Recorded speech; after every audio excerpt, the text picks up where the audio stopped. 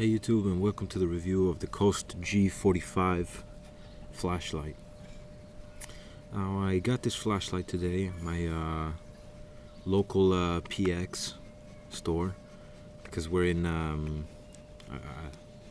currently live in an American garrison.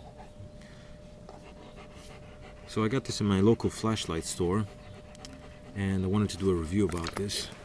It's been a long time that I've been looking at this flashlight in particular, because it's really hard to find, well, not actually hard to find a AAA battery flashlight, but hard to find a good quality AAA flashlight. So that was pretty much my dilemma. So as you can see, there it is, Coast G45.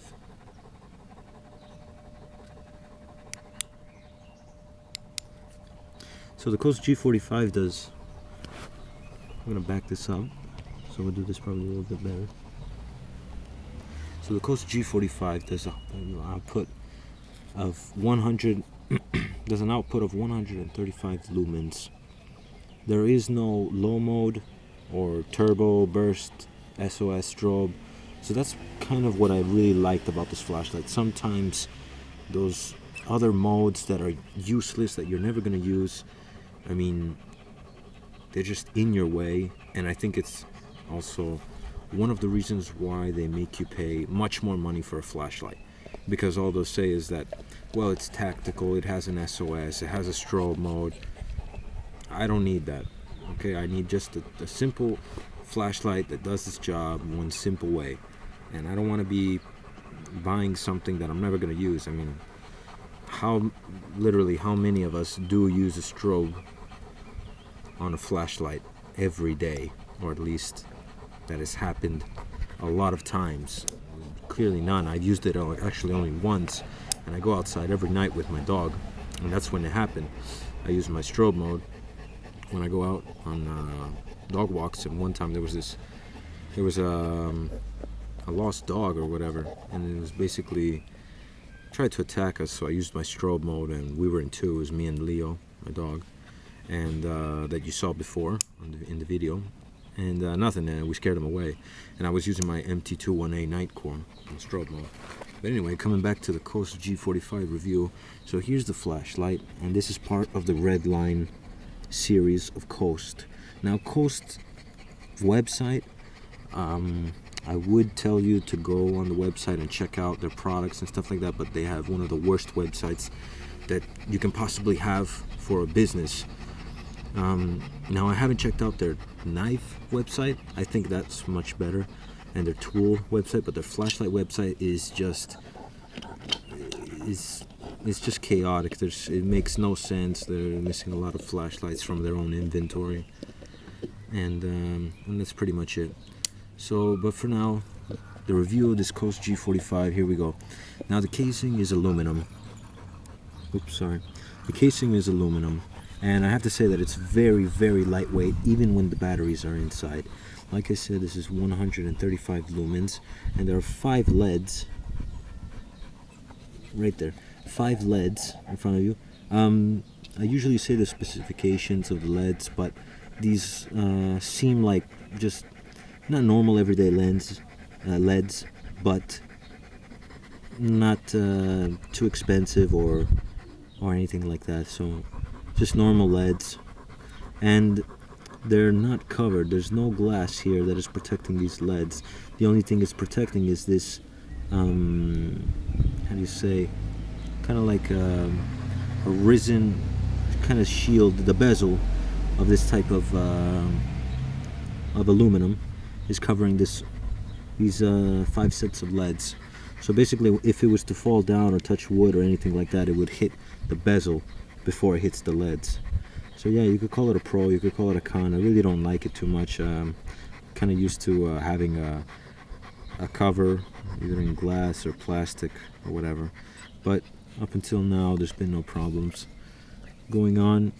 The button in the back, the clicky, is just one of the best buttons that I've ever felt on a flashlight. I mean, it's just incredible. There is no momentary on, but there's a little trick into this, because even though there's no momentary to turn it on when it is off, there is a momentary to turn it off when it is on. For those who didn't understand, basically, momentary, by just tapping it lightly on the back, I should be able to turn it on, but I have to do a full click. Now, when it is on though, if I tap it just a bit, the light turns off, as you can see. Which I find it pretty cool. It's pretty useful. You know, you have your flashlight on, it's better that than nothing at the end. When you have your flashlight on and maybe you heard something, or you don't want to give away your position, you just slightly tap it instead of making a clicky noise. Now the click is also a very silent click, you know, it's not too loud. There's a lot of flashlights out there that just make a loud type of click, and it's just very bothering. You don't want to give away your position, or you don't want too many people to hear you. So also another thing, we're going to open, you can see the battery casing.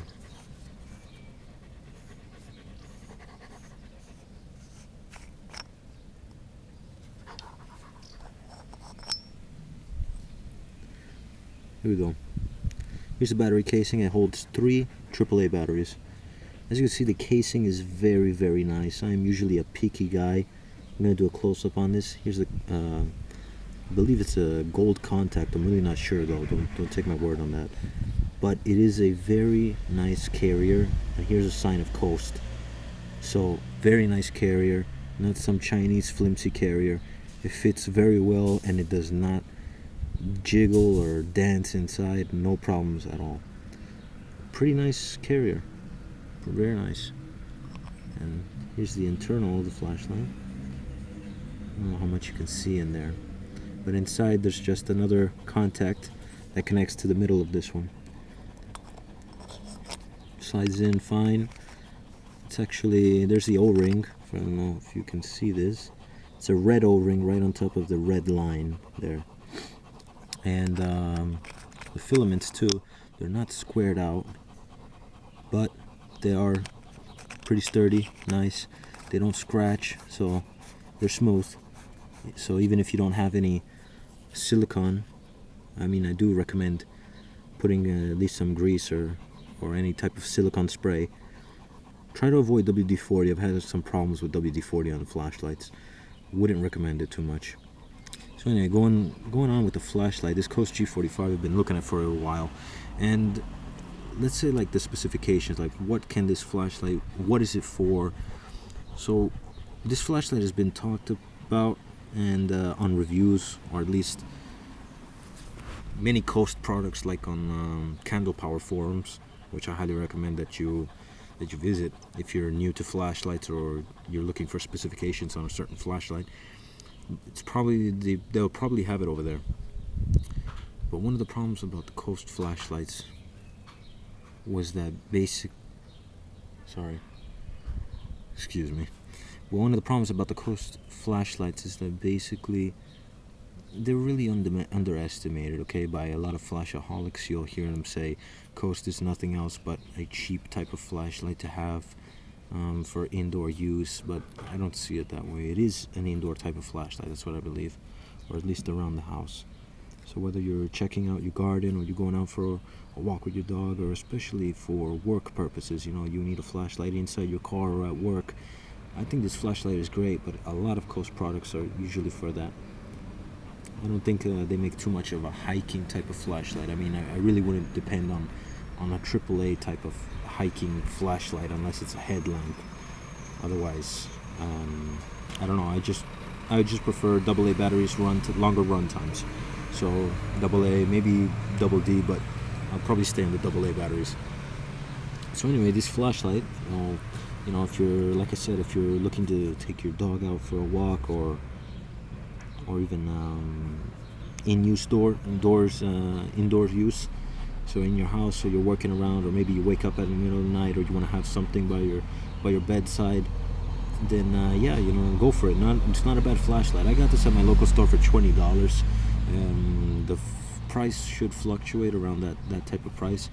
I would say though, if they're making you pay this more than $20, yeah, don't buy it. I mean, I don't think that's a good I don't think that's a fair price for it. In the end, it is a good quality. It's weatherproof. It's impact resistant. I do like Coast and their flashlights and the products.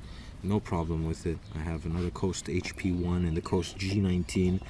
Have no problem with those flashlights, and I really like Coast for their type of style in the flashlight business, or in the flashlight competition. So let's go to the pros and cons about this flashlight. Pros of this flashlight is that it's very lightweight. I mean, it doesn't look like it. It probably looks like, if you're that guy who likes a heavy type of feeling like I do, you'll be surprised that this is very comfortable in your hand, and it fits literally anywhere. Even if you have tight pockets, this will fit inside anything. I have a little holster here. It's a little tiny holster actually. I used to keep only a pocket knife in here, and now this can fit in. It fits perfectly, no problem at all. So like I said, it's just it's very compact. Okay, so that's three AAA batteries, 135 lumens. One of the pros is that it has a floodish type of beam. So great for indoor use. Indoor use, you don't want a thrower, and especially on your job. Like for example, if you're a mechanic or a plumber or whatever, you don't want a throwing type of beam for an up-close type of job. That's why I would clearly go with Coast on their, because their flood flashlights, it's just a perfect flood beam. It's a perfect circle, neutral white. Actually, I believe it's a little bit more than a neutral white, but yeah. So the pros is lightweight, compact, a floodish type of beam, and I have to say also the clicky button. It really is a nice button. I mean, it's just good quality. I have no problems on doubting that this thing will last for a lifetime. Really, this button is just incredible. I really do like it. Out of all the nice flashlights that I have that do cost much more than this one probably has the most comfortable clicky that I've that's in my collection. So going on with the cons of this flashlight, basically, like we said before, there is no protection for these LEDs. Not only that, but dust accumulates, especially if you're going to use it at your job or indoor or wherever. Dust is everywhere, pollen, all of that stuff. It's going to get through your LEDs. It's not a big problem because you could fit in there with a Q-tip, but those are one of the cons that kind of a little bit bother me in a way, but nothing until now to really not buy the flashlight or do not recommend it. Another con is that it cannot tail stand.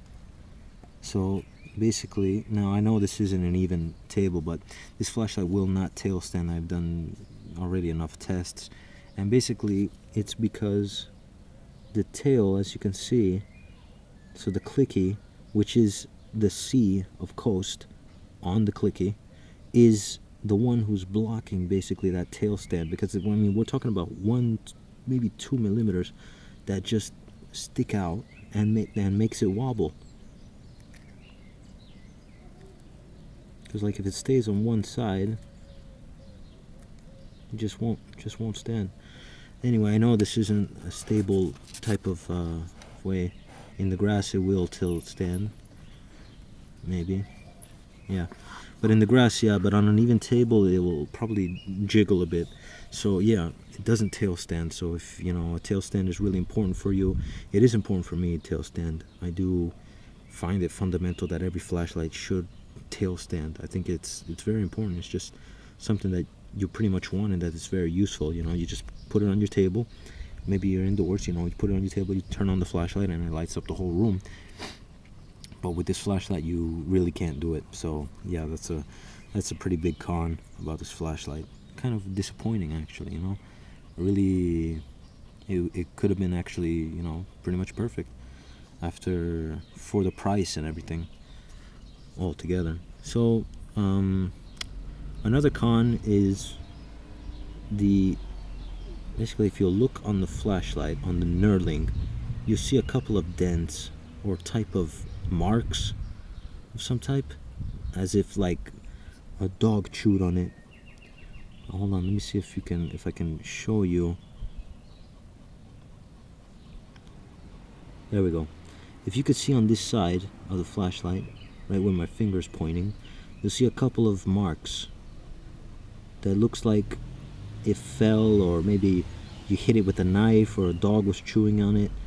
This flashlight, like I said, is new. I got it today, and I guess it's just the type of production for this flashlight. I guess they really didn't have a good knurling type system to make this flashlight. It came out very not very imprecise, but in certain points, you know, like I said, I'm a picky guy, and I really look at details a lot.